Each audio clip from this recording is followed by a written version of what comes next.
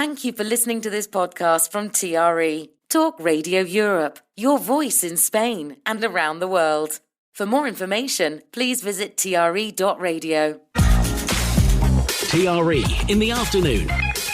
Presented by Hannah Murray.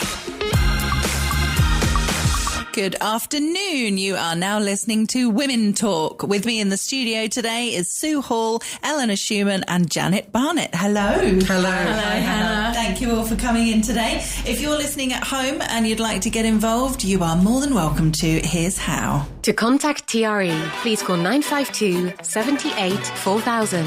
Email studio@tre.radio.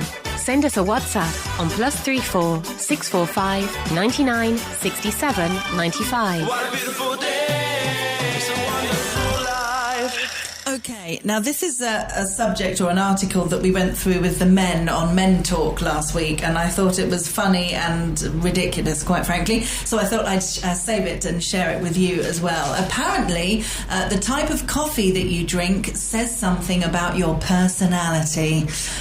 So these are the different types of coffee, so have a think and tell me afterwards what type of coffee is the most common type of coffee that you would drink. So you've got flavoured coffee, iced coffee, double espresso, espresso, mocha, flat white, white Americano, whatever that is, non-dairy coffee, cappuccino, latte and Americano.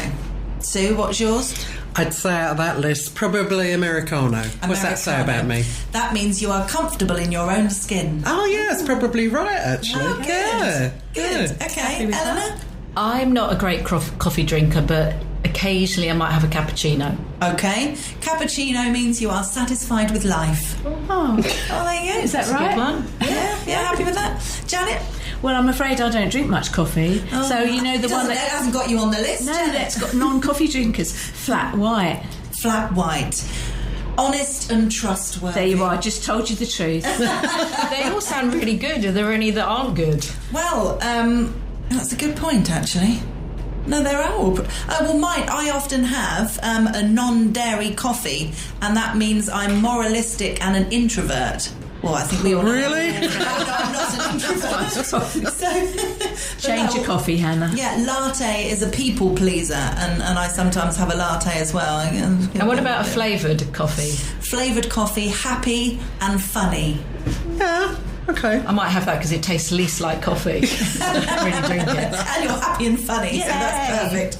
Yeah, it's all nonsense, isn't it, really? Yeah, but it's a bit of fun. Course, yeah. Okay, it says here, if you are over 65, join a book club to beat the blues. That's the headline anyway. Joining a book club or taking up gardening could keep depression at bay in later life. Researchers found that having a hobby helped make people over 65 feel healthier, happier and more satisfied with life, with fewer signs of depression. A hobby can include almost anything done for fun, either with other people or alone, from reading and completing crosswords to doing charity work or joining a social club.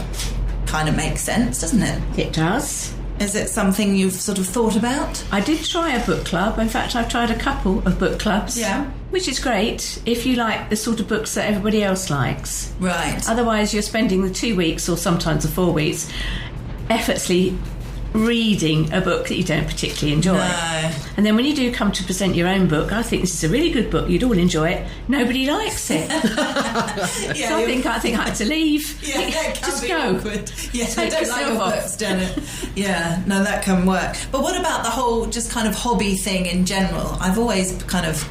Oh, 100%. I think you need to keep your mind active, and also it gets you, I don't think reading on your own, but as you say, reading in a book club, so you meet people and it gets you out there, because you do hear of a lot of elderly people just sort of sitting in and they don't see anyone all day. And I think it's not just reading. For me, it's about learning as well, you know, because, I'm a Freemason, for example, and I have to learn a lot of ritual, and that for me, it exercises my brain and it's good for my memory, which I think is also, as you get older, you have to, some people do Sudoku, you know, crosswords and that kind of stuff, but I think of that as one of my hobbies. So, you know, as you learn as you get older too. Yeah, and I think it's great to meet people. I feel, there are a lot of people, which isn't necessarily an age thing. That there are people throughout their whole lives that aren't confident meeting new people, and actually don't want to meet new people. Are quite happy either with the people that they know or being on their own. And I can't imagine being like that. I think it's so lovely meeting new people all the time from different walks of life and different backgrounds. I think that's kind of the richness of life. Never lose that, Hannah. It's a lovely skill. Yeah, I totally agree. And we're so lucky about out here where we live, because there are people of totally different backgrounds and different walks of life. So we're much more inclined to meet different interesting people than I think maybe if we lived at home, and are more likely to be around more similar people. And well, we've all chosen to be here, haven't we? I think that's the big difference. You know, in England, that's where people were born, that's where they stay. But we've made a choice to be somewhere else, and we've all largely got that in common. Yeah. And we're from literally all walks of life. It's fascinating, isn't it? I love it. I think you can learn so much from people from different walks of life and different ages and things. Definitely. It's great. Okay, this was a really funny one from last week, but I thought I'd maybe get more from the women on this subject than the men. The headline reads, "Nearly 2 million Brits only wash their towels once a year. Experts suggest that towels should be washed after 3 uses," which is interesting. We don't necessarily need to confess if we don't, but I mean, once a year sounds a bit extreme, doesn't it? Yeah, I can't believe that. Gross. That's right. Yes. Gross. It can't be right. It can't Maybe be. a guest towel in a bathroom that you never use, but not on a daily basis. That was only 3% of people, though, wasn't it? Probably, but it's a good headline, isn't it? It's just bizarre. I mean, I don't know.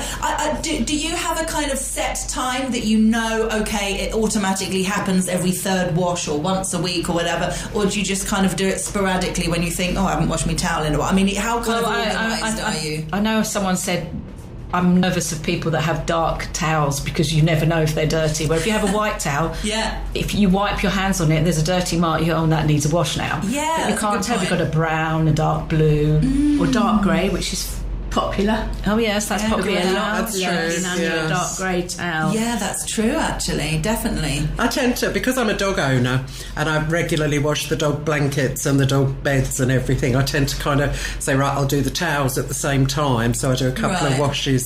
So it's kind of just something that's done at the same time, but on a fairly regular basis. So, but no, I definitely couldn't go months without sounds crazy. I must confess, my bath towel doesn't get washed every time I use it. I mean, what's your bath towel, as in what you'd use for drying, or the towel you use for drying? Drying yourself? Yeah, drying yourself, because actually you dry it out. It dries out here, and then you use it again. You use it. But the hand towels and the kitchen towels have to be washed more regularly. Tea towels as well. Tea towels definitely need washing more regularly. Yeah, it's true. It's a weird one, isn't it, as to how regular's kind of okay. But I think it's similar with sheets. I think people don't wash their sheets a lot less than wash their towels. Yeah, their bed sheets. Changing the bed. Yeah, that's true. You talk to people. I mean, I know when my kids were at uni, they were like, I haven't washed my sheets. It's like, why would you bother to do that? It's like a badge of honour almost when you're at uni.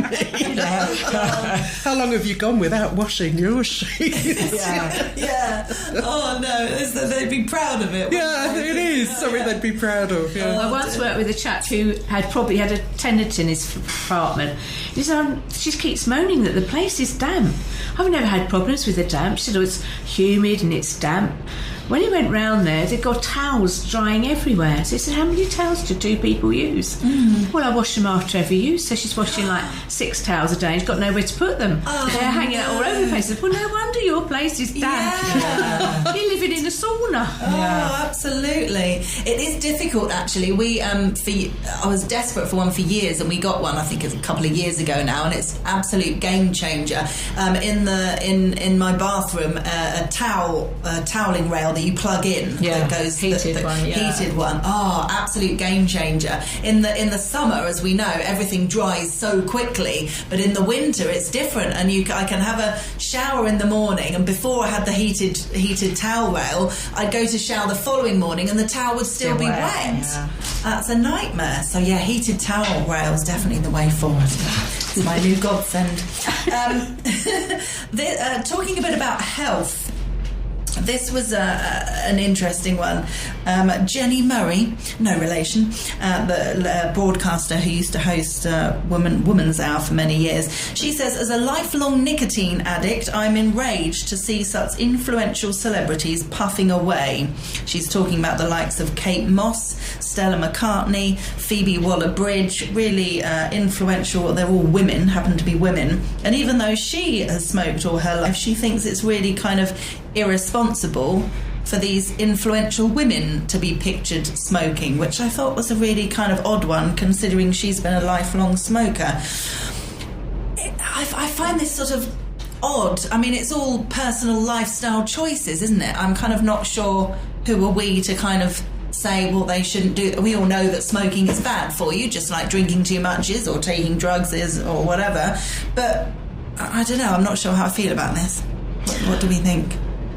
Well, it's not illegal, is it? So no, exactly. So then they can do what they like, really. And I think the youngsters today are making their own minds up about things like this, you know. I mean, it's really expensive habit, apart from being, you know, unhealthy. I mean, I smoked for years before I gave up, and you've got to be in the right frame of mind to do that. Yeah. And currently this vaping, which seems to be all the rage with the flavoured vapes and everything, I mean, you know, it's...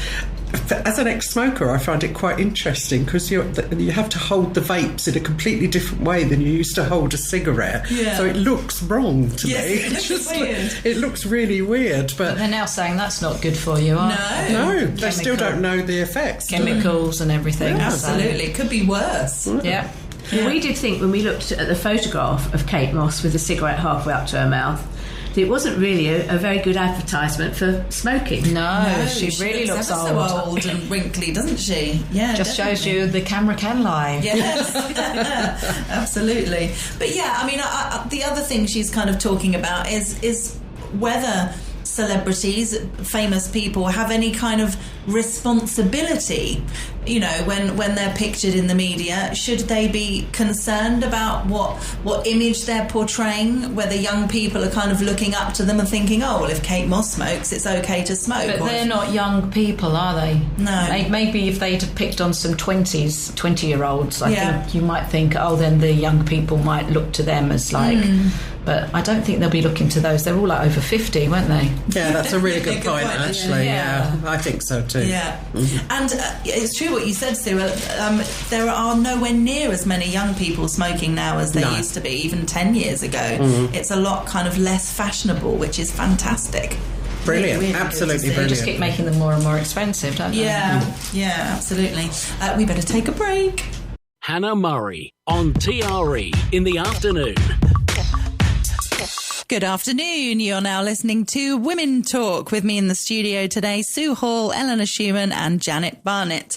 There's an article here talking about laundry, and the lady who's written the article says, "Oh, come clean. I just love doing laundry. Whatever feminists think, my 6 loads a week are like therapy." I just thought we'd talk not just about laundry, but about cleaning. Is there any of like your thing that you really enjoy doing, cleaning, housework-wise? Do you hate the lot? Do you get a cleaner in and do nothing? What's your kind of... I run a domestic cleaning agency in the UK. Okay, interesting. And a lot of my cleaners, I mean, we don't do laundry, but we do housework and everything. But we have some really interesting things that what people say, would you please clean this? Like, would you clean a fish tank was one, yes, which was really interesting. So presumably you have to get the fish out, keep them alive. And we would not do anything like that, but it's amazing what people think comes under the heading of housework. Yes, true, yes. Yeah, because you could kill the fish, couldn't you? You'd be blamed for that. Personally, I have a cleaner. I can't stand housework. That's why I run a company that does it for other people. Brilliant. So none of this. So they do the lot. Yeah. Fabulous. I don't have house cleaner. No. And I don't clean the house.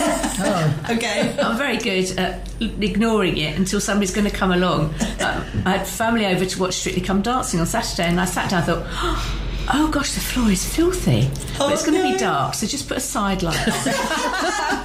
And they're going to put their glass down on that table, and it's a glass table which is thick with dust. Or perhaps if I don't move anything. You know, one of the tricks, Janet, if ever that happens again, somebody once told me, is to get a few different get well cards and write them to yourself and put them up on the mantelpiece, so that if people come over and it is a little bit dirty, you say, well, I haven't been very well.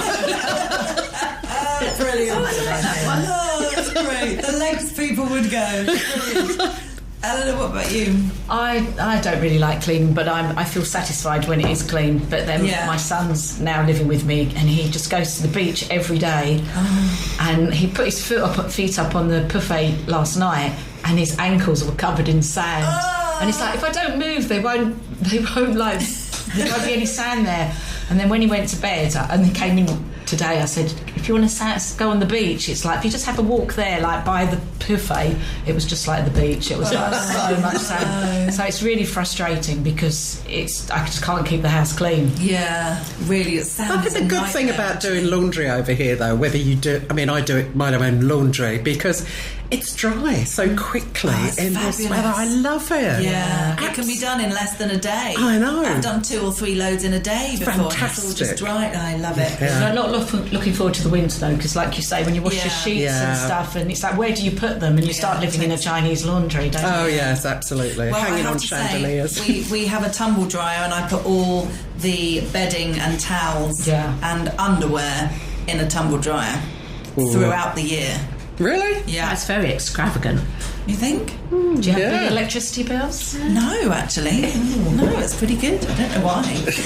but no, laundry is one of the few things that I do really enjoy. I have to admit, I don't like it when he does it because he doesn't hang it out in the way that I hang. I hardly ever do any. I say hardly ever. I'm lucky if it's once a year do I pick up an iron. I literally do not iron anything because the way, if you find the seams when you're hanging out the I mean, it's different with shirts and stuff, but thankfully he irons his own shirts, so I don't have anything to iron because make sure it's you have to shake it out, hang it nice and exactly shake it out, make sure it's hanging out via the seams, and fold it nicely afterwards, and it doesn't need an iron. Brilliant. No, it's a technique to hanging washing out as well, isn't it? Well, I've got it. And a tumble dryer. And a tumble dryer. When you get it wrong. Yes, exactly. Talking of ironing, a crumpled shirt was once the ultimate fashion faux pas and a surefire way to get judged in the office. But never mind the wrinkles these days, it seems the iron is running out of steam. 1 in 3 under 35s now admit they don't own an iron. That's a big percentage. Isn't it? That is huge. Yeah. But I think, there are a lot of materials out there now that actually don't need ironing, whether you've got a tumble dryer or they dry naturally. Yeah. It depends on the job, doesn't it? Yeah. If it's a guy who's going to work and needs shirts, he will need an iron. And a lot of people still work from home and do remote work. In their pyjamas, so they need exactly. But I used to buy those Marks and Spencer's, I think 50-50 shirts, when they were going to school, and it says non-iron. Oh. So. And was it true? Did they not need an iron? Not really, no. Oh, that's good. Oh, that makes a huge difference. Yeah, because that's the main thing that gets ironed in our house, just my husband's shirts. But thankfully he does it himself, so that's good. I had a chum who used to look very smart from the front under his suit jacket. Yeah. All pressed up. If it got a bit warm and he took his jacket off and walked away from you, all the back was all wrinkled. He only ever ironed the front. That's all anybody saw. That's clever. That's like you with your get well cards, portraying the right kind of image for the little situation. We better take another break. Hannah Murray. TRE in the afternoon. Good afternoon. You're listening to Women Talk. With me in the studio today, Sue Hall, Eleanor Schumann and Janet Barnett.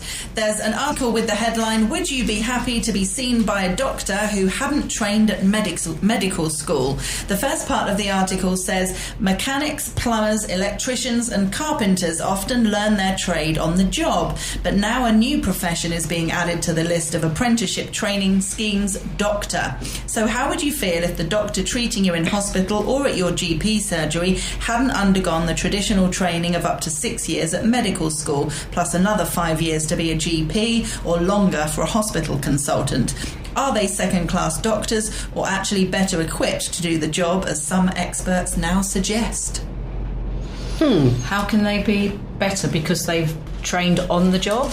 Yeah, I guess so. You know, there's a lot of a lot of thing to be said, training on the job and kind of training as you're going and, you know, watching what happens and then being asked to do things yourself and kind of, the way an apprentice works, basically. I suppose it depends on the individual, doesn't it? Some may be better, some may not, but I wouldn't mind them diagnosing, but would I want them to do any treatment on me? Probably not. Well, maybe the sort of supervision that they get would have a bearing on that, because they'd have to check the diagnosis with somebody who was better qualified than them, so they would then be supervised for the treatment, maybe. But in Grey's Anatomy, they're all training on the job, aren't they? I mean, is that not realistic? Does that not... Apparently. I know it's fiction, but I mean, I just kind of assumed that's how it worked. But they would have been to medical school before they got let loose in the hospital. Yeah, that's true. Yeah. So absolutely. Are you saying these people are just like people off the street going, oh yeah, I'll have a go at that? But they've probably done a couple of years or something. What's that game you play, Doctors? With the Operations. The buzz one. Yeah, I can do that really well, but sent like a steady hand. Exactly.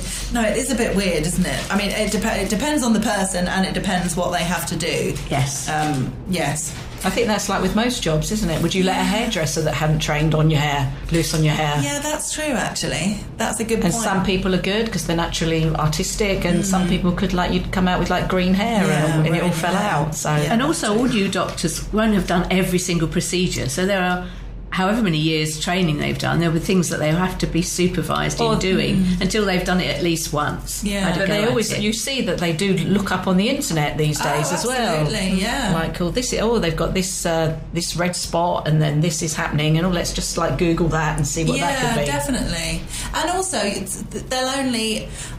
they can only learn so much, you know, and things are constantly changing, both with medicine and also the way things are diagnosed. And if they've had lots of patients, I'm talking about, I guess, a GP situation, if they've had lots of patients that have been through the same kind of thing, it's very much easier, I'd assume, to say, this is what generally works and this would be my suggestion or whatever for medication. But if they're dealing with someone and it's an issue they've not seen before, then frequently they're looking it up. They're trying to find out if they go to that much effort, because they don't. Are they saying this because there's a shortage of doctors? I think so. They're talking about a different way of doing it. Yeah. On to relationships. The truth about love. Opposites don't attract. Whether it's Jack and Rose in the Titanic or Danny and Sandy in Greece, we've been led to believe that opposites attract. But analysis of more than 130 personality traits across millions of couples suggests the adage simply isn't true. What do we think, either of personal experience or observing others? Well, I think for those two examples, you never see if they have a long-term relationship. It's like, yay, they get each other, and then you don't know. It'd be nice to look into the future. Yeah. So maybe, you always say, like, you like a bit of rough, you know, if you're normal, if you're you. You might do. Like Lady's Chatterley Lover, you know? Yeah. But she's all like the lady and he's the rough gardener. Yeah. But yes, would it work long term? No, I don't think so. No. I think you have to have quite a few similarities. Yeah. Well, you've certainly got to have things in common, I think. You know, it doesn't have to be a total fit, because you're going to be sort of learning about each other. You'd never go out together because, I only like going out to eat. I don't like eating out. You know, I'll go and watch football. I don't want to watch football. It's like, exactly. You've got to meet somewhere, haven't you? Yeah. If you've got one person that likes going out and another person that doesn't, one person that likes drinking, another person doesn't, one person that loves to dance, the other person that, you know, all the different things. If you've literally got... if you've tried the lot and the sex isn't good either. Yeah, that's not a good sign. Yeah, then abandon it and move on. Yeah, absolutely. There is a piece here which made me chuckle for obvious reasons. Men really can laugh women into fancying them. I thought it was going to say into bed, but it doesn't. Into fancying them with a good sense of humour, making men more intelligent and more likely to be big earners. Not sure where they got that bit from. As a comedian, maybe. Yes. How important is humour in a relationship, do you think? I think very, actually. I really do think it's a big part of the attraction, really. As I laugh easily, I don't know what makes me laugh, you know, but and intelligence also makes me laugh as well. Somebody who's really clever and articulate and smart and everything.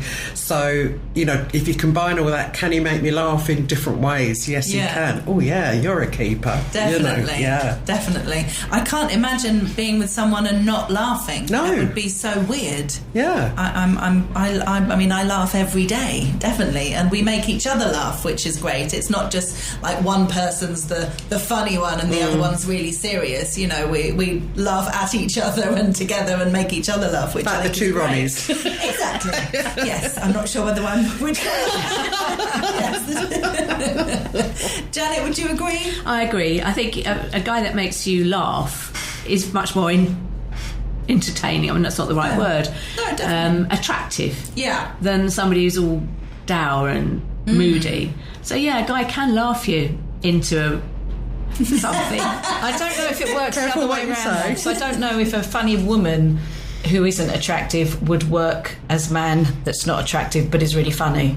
Yeah, I wonder. Yeah, oh, yeah, that's interesting. I Yeah, don't that know. is They go, oh, yeah, interesting. she's funny. She's like one of the lads, but Yeah. maybe.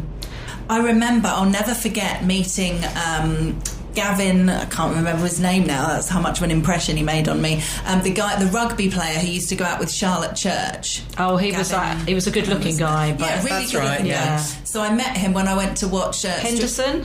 No. No. Maybe it wasn't Gavin. Maybe I've made that bit up. Yeah. Can't even remember. Anyway, he was really attractive, and I went to see Strictly Come Dancing. It was when he was in Strictly Come Dancing, and got to go to the BBC bar and met him backstage. And I thought, I'm going to go up and say hello, just because I was interested to meet him.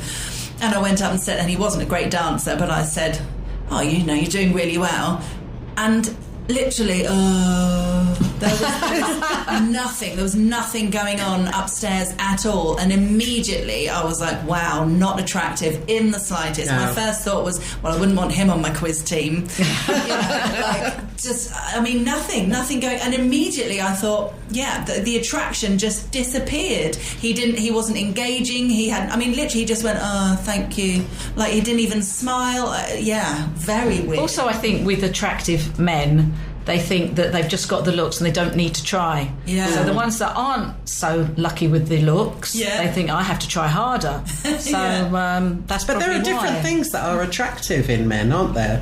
It's not just all about the looks. No, but that's Sense initial of humour, yeah. initial attraction. Obviously, if you're not Yeah. talking to them yet and you see them across a bar and you go, oh, Yeah. they're nice, and then Yeah. you go and talk to them. Yeah. And then if they've got no personality. Move on. See you later. But it was quite funny because I went to a bar once, not that long ago. Just you hope you did. And this... What was it like? Oh, I know. Alcohol.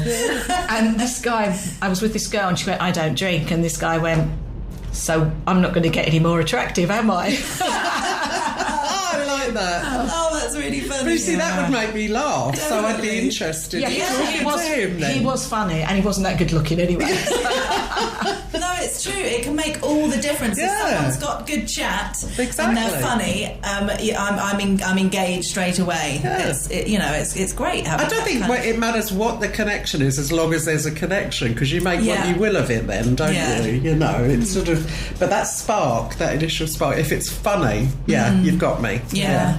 I'd be extremely put off and not interested at all with, like, the situation of the rugby player, whatever his name was. You know, if someone is really, really good looking, but then there's kind of no personality shining through, I would not be interested at all in spending time on a romantic dating level with them at all. I can't imagine. I mean, what would you talk about? You can't just sit there looking at them going, wow, they're so beautiful. You soon get bored of that, wouldn't you? Boring after it seems to work for older men and younger women, that, Hannah. Yeah, but I think she's so beautiful. I think they've got money as well. That makes them attractive to the younger. Yes, I don't get that. I've said to many a older male friend over the years that have gone with younger women that sometimes don't even speak English. And kind of ask them, you know, what they're doing. You know, they're intelligent, interesting men who have got a lot to offer, and they're going with girls that don't even speak their language just because they look really pretty. And I think, but what do you talk about? You know, you can't be in bed all the time. They don't talk. But that's not all the time, is it? You know, they're still going out for dinner, and I think, do you just go out for dinner and both sit there on your phones? I mean, what kind of a relationship? What's the point? But you see them, though, don't you, in restaurants and everything. You see couples actually. We always have bets. So is that father and daughter, or are they together? And you look for the body language. I've had a few times in the last few days. My dad's moved, so I've been spending a lot of time with my dad doing various official things and moving stuff. And the amount of people that have thought we're a couple is very weird. Yeah, I got that with my son as well. He's 26, Really? and they play paddle and at Bel Air, and they're going, is that your boyfriend? And I'm like, no, it's my son. But because it's weird. He's with me during the day. So yeah. So I'm assuming, we have to look at that you and in my dad's situation, that you look so young as opposed to me and your son looking really old. It has to be the right way around. Take the good out of that one, Ellen. Exactly, it's a positive thing. We've got another ad break. Hannah Murray, TRE in the afternoon. Good afternoon. It is 5:45. You're listening to the last part of today's Women Talk. With me in the studio today, Sue Hall, Eleanor Schumann and Janet Barnett. We've been looking up photos of Gavin Henson is his name. Eleanor said Henderson. Had a message from Gary saying, is it Gavin Hastings? It was Gavin Henson, that was his name. And we all just looked and went, oh yeah. But no personality. Sorry, Gavin, if you're listening. You're probably not. This is an article about makeup or not. Samantha Brick, who is lovely, she sparked an online storm about 10 years ago saying that women were jealous of her looks.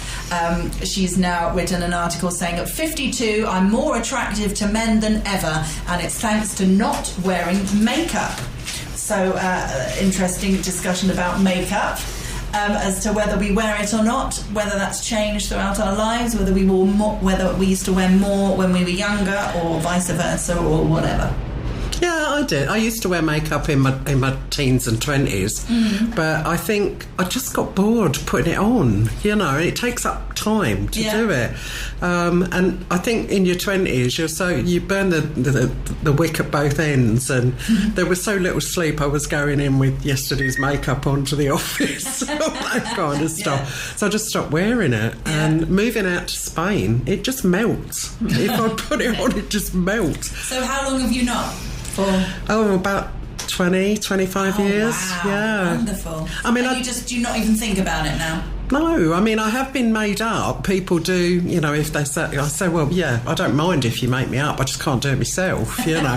And they all say, oh my God, you look amazing. You could do this all the time. I said, no, I couldn't. I just you know, once in a blue moon is fine, but it's just not who I am, basically. No. So it's kind of liberating, I suppose, then, not making that decision. I guess so. Going, I guess so. It's like when I started going grey, and I just thought, why not? It's, you know, this is what nature intended, you know. So I've saved a fortune on highlights.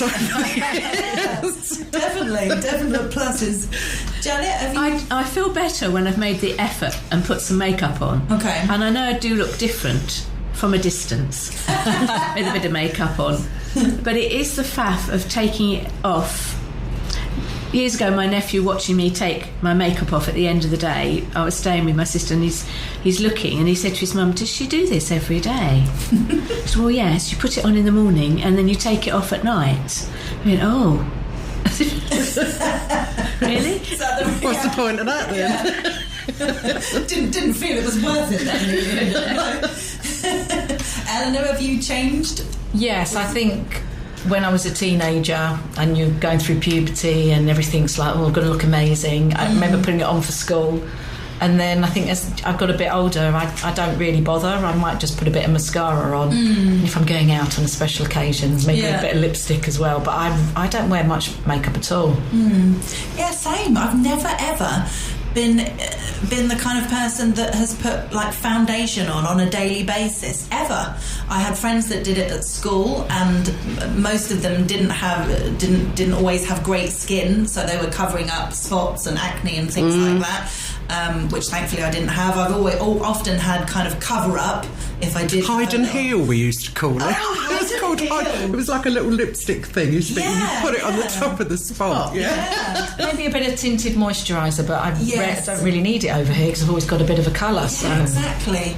I wear a bit of kind of bronzer as opposed to wearing foundation. I'm much more likely to put bronzer all over my face. And you're right, you sweat a lot, and if I was going out I'd be dancing and I've got this face stuff on, then it starts to melt and then you sweat. It's not great. But then I have woken up in the morning and like got like mascara print on my pillow because I haven't taken my makeup off. Yes. It is a bit of a faff, isn't it? Taking it all off and everything, yes. Okay, so well done, Samantha Brick, we're with you. And how does she know that she's more attractive, or is that just her opinion? Good question. I think her opinion, and also she maybe gets more responses. She gets guys talking to her more, even when she's not made up, so she doesn't feel like, she's kind of... I find sometimes when people are heavily made up that you think, oh, they must be really old because they look like they're older than if you're more natural. So that's probably what she's saying. She now looks more natural because she doesn't have makeup on, but she's always had an overinflated sense of her own beauty and more approachable, maybe. And it's a bit like a mask, isn't it? Like a barrier. If someone's like heavily made up with thick eyeliner and bright red lipstick and stuff. Is there any comment in the article from men about how they feel about it? No. There never is. It's all about her. But I find it fascinating how we're kind of used to seeing younger women, I guess, not always younger women, but women that are heavily made up. So maybe this is just me, but so much so that you kind of feel that it's quite normal. But then when I sort of try and do it myself, or I remember when I got my makeup done for my wedding, which was the only time I've ever had my makeup done professionally, I was really worried that it was way over the top, because I thought, God, I'd never have like thick eyeshadow or I was really, is that too much? Like really pink cheeks with the blush. I was like, oh God. But in the photos you can't really tell at all, but you feel like it's too much. You see women on the telly with really thick black eyes, and I think it looks fab, the kind of smoky eye look. And I've tried to do it myself and it just looks like I've been beaten up. I always used to think I looked like Aunt Sally. You little rosy blusher and fake eyelashes and everything. It just looked wrong. Yeah, I don't know how to do it either. My daughter goes, what have you got on your face? I was watching Loose Women just briefly before I came, and they all look like they're beautifully made up. Obviously they have makeup artists, and I was like, I couldn't do that. As you say, it looks like it gets too heavy, and then you rub it and you're like, dear. You get used to seeing people how you see them, and if you're used to seeing people with makeup, then that looks normal. But if you're used to seeing people without makeup and suddenly they put loads of makeup on, it's like, whoa, it's quite a difference. Sometimes a positive difference. I think you're right, because my son, I go like, do you find them attractive? No, they've got too much makeup on, and he prefers a more natural look, so maybe that's what she means then. Yeah, exactly. I think most men say that they prefer a more natural look, but yet when they see, famous women on television, they'll say that they're attractive, and it's like, well, they're wearing loads of makeup. Yeah. Very confusing. This, I think, is a really interesting subject, talking about kind of pornographic music videos and what they're doing to young women and also men. And I think these videos have been around for quite a long time. It's not something that's necessarily in the last few years. They sort of have got worse and worse, I think. I just kind of think it's really unnecessary, and this is when I think it is irresponsible, to be honest, when they have a young fan base and they're making music videos or even going on tour and doing it all on a stage, when they've got young people coming to watch them on stage and it's so overly sexualised. I think it's wrong. Yeah, I think if it adds to the song, but sometimes they just throw it in. And yeah, I don't agree with it. Well, their fan base being that much younger, they want to appear much older as well, you know, so they will. I mean, who are their role models now? The youngsters, you know, their Instagram, their influencers. The key is in the word, influencers. So yeah, I think you're right. They do have a responsibility not to over dramatise or over sexualise or over emphasise, you know, anything that could be misconstrued or confusing. There's kind of no control, though. They just say it's art. You know, I remember even, you know, going back to the 80s and the 90s, rappers using, you know, offensive language towards women or even just offensive language in general. Their argument was always, it's art. You know, I wouldn't call my sister or my mother or my wife these words. It's just art. It's just a way of expressing myself. And that always seems to be the argument. It's just expression. It's artistic expression. It doesn't necessarily mean anything. But it is influential. You know, youngsters. I remember Rihanna's song about 15 years ago, I think it was now, S&M, which I remember listening and thinking, oh my goodness, you've got like teenage girls going to your concerts. This is like so wrong. I just don't. But there's nobody to kind of police it or to make anything. Well, I remember before I moved here that they used to ban loads of records, and then when I moved here, it was like walking around the supermarket and they'd be swearing. I go, oh my God, they obviously don't know what this means. Absolutely. But now no one listens to the radio. They all download everything, and so they can get anything, can't they? There's no like 18 plus only. Yeah. They can just get hold of it. Get whatever, from YouTube and everything. Yeah. Exactly. And I think that's a very key point, actually, Eleanor. Everything is so freely and easily available now. There's no massive big overhead cost for the kids, you know. And it's just, and all their friends are doing it, the peer pressure, you know, when they all like the same artists and they're all going to concerts in a group and everything. But so many of these videos, it's the women who are being over-sexualised. You don't see a load of guys wandering around. No, not so much. No, you know, As far as ever thus, though, Janet. Yeah, no. It's writhing around and... Yeah, what was that video? Was it Robin Thicke? Yes. What was that called? The song? Blurred Lines. Yeah, because they didn't go to court and they said that they were exploited, the girls, because they were just all naked, but they had their clothes on. And But that's like so many music videos now. Yeah, but that was quite a while ago. But as you say, they're probably worse, a lot worse now. Yeah, much worse. Some of these are like Cardi B. She's quite known for doing some risque videos, to say the least. And yeah, I just think, I don't know. I don't know how anyone could ever do anything about it, because it is, you know, there's no laws put in place as to what kind of music people can release and what kind of music videos people can put out there. It's artistic expression and people can do what they like. I just think people should have more thought as to who their audience is. Well, maybe artistic expression needs to be redefined by somebody, you know, as to what it can and can't include. Yeah. You know, I think that's the only way that there's going to be any kind of, you know, levelling up of what's happened, because, you know, it's not good and it will get worse. Yeah. There's an article here, it's quite an in-depth article, we've only got 3 minutes or so. Why putting your child on the naughty step can damage them forever. It's talking about childism, which is quite a big subject, and there's lots of kind of different angles that this goes into. So let's just talk about the naughty step then. What do we think of the idea, and do we have any experience either with your own upbringing, bringing up children, grandchildren, seeing other members of the family, whatever, whether putting a child on a naughty step can be a useful thing? Yeah, I think it's a useful thing. It's just like a timeout. It doesn't have to be a step. It can just be like you were busy playing and doing that. You just have to either sit in the corner or just sit still quietly and contemplate what you've done. Think about it. Yes. So you think it can work? Yeah. If they want to keep playing or doing whatever they were doing, they have to think why they had to stop, because obviously they weren't doing something that was nice. Okay. Well, I think the article goes on to say this can cause damage or something in later life, and I think we're back to this whole kind of influence thing.